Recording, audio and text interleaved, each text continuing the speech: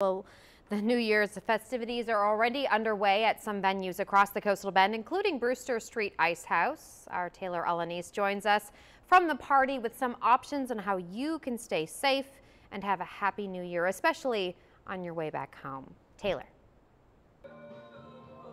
Yeah, Mackenzie here at Brewster Street Ice House. They're getting ready. They're actually got these tables set up here. We wanted to show you a little bit of outside of where the band will be playing, but they were doing a little bit of mic check.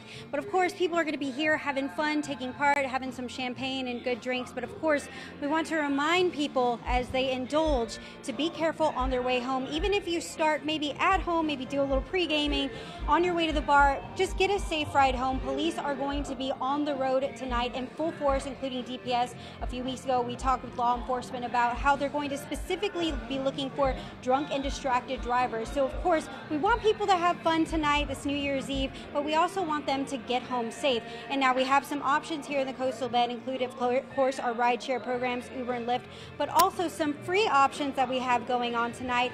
Greet and Go Cab will be doing a free ride from 9 p.m. tonight till 3 a.m. in the morning, New Year's Day. Of course, you know, if you need to call them, give them a call. They will be giving you a ride for free in the Coastal Bend area. Now, also, Apollo Towing will be offering free rides as well as a free tow. So if you want to do that, need to tow your car, this is the driver only that's going to be towed from a location, and that is going on tonight until the morning. Hopefully we have that information up on that screen for you. But of course, again, we want people to have fun. It's a great time to celebrate a new year, but of course we want you to stay safe on the road.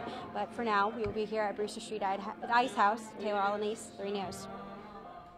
Okay, thank you, Taylor.